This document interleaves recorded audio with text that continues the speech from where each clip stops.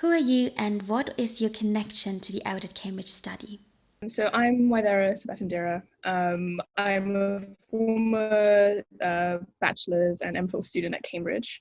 And my connection to the study is that I sat on the steering committee for LGBTQ at CAM last year after I organised a film screening the year before. And I was helping to organise the queering, the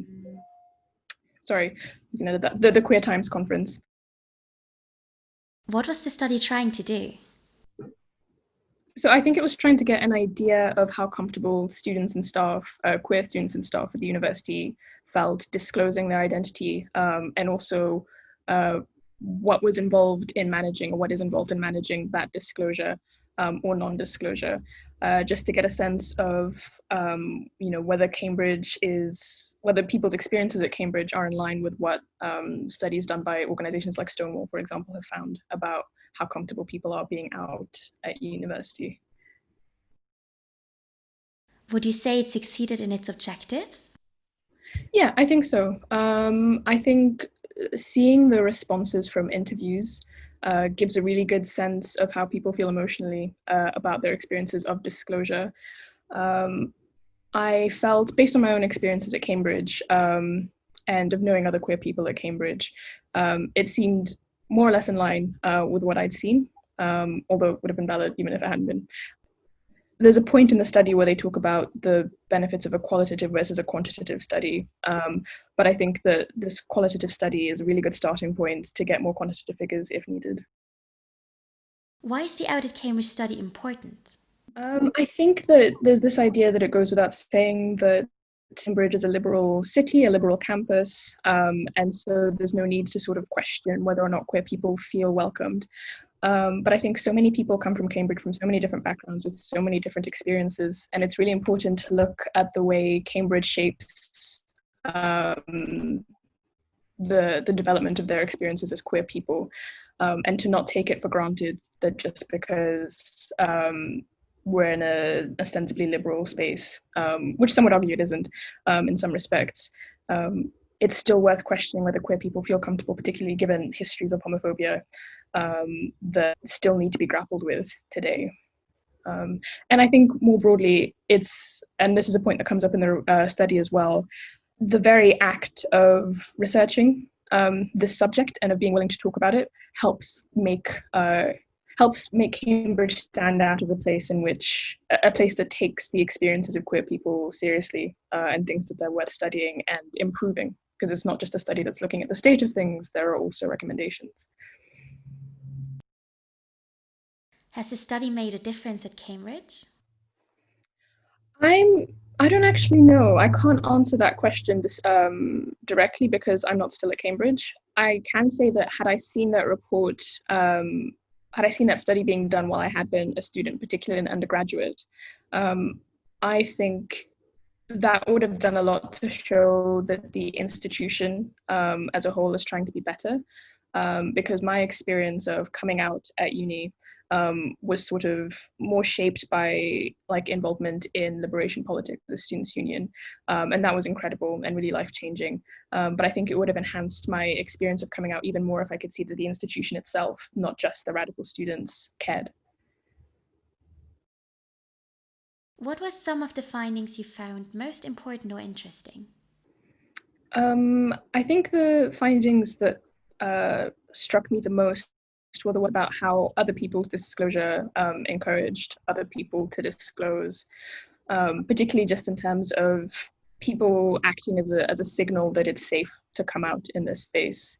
And so I don't necessarily think that means that there's inherently a duty on people, particularly leaders in the university, to come out, because there are so many obstacles in the way still.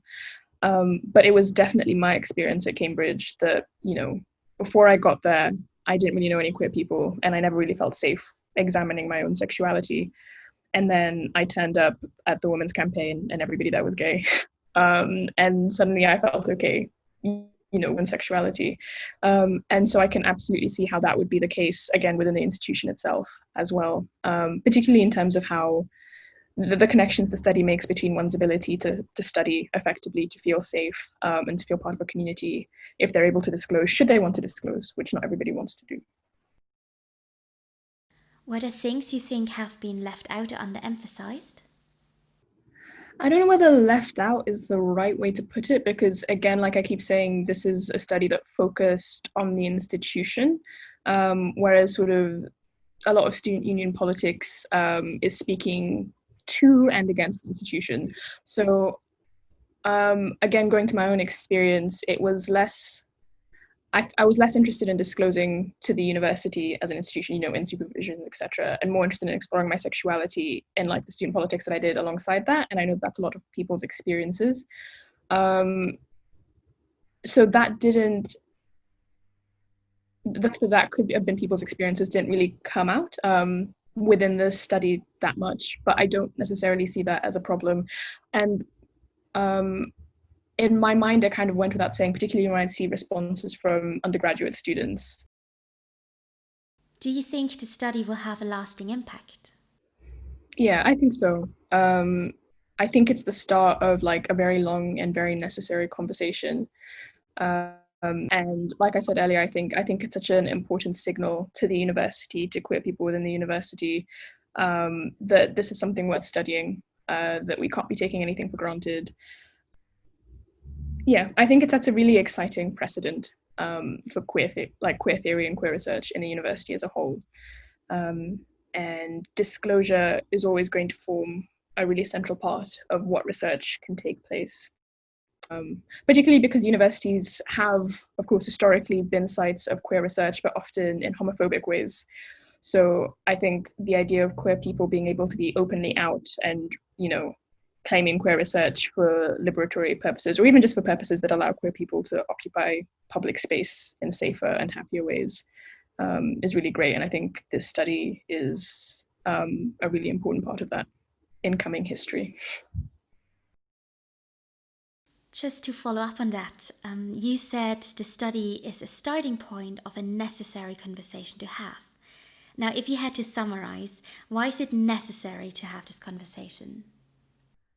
I think there's a lot of potential within sites of knowledge production like Cambridge to produce really radical liberatory knowledge. Um, and so I think, there can be this idea that universities have to be neutral, objective, apolitical, which they never have been and can't be. So I think we're having a lot of those conversations in terms of anti-racist and feminist thought, decolonial thought, and queerness is an inherent part of that.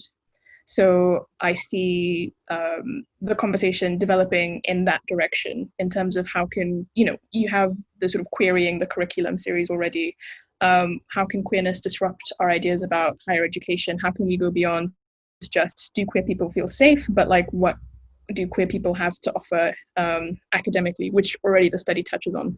And the two things are inherently interlinked. When queer people feel safe, when queer people who want to disclose can disclose, that really sets the ground for radical queer theory to take place in universities.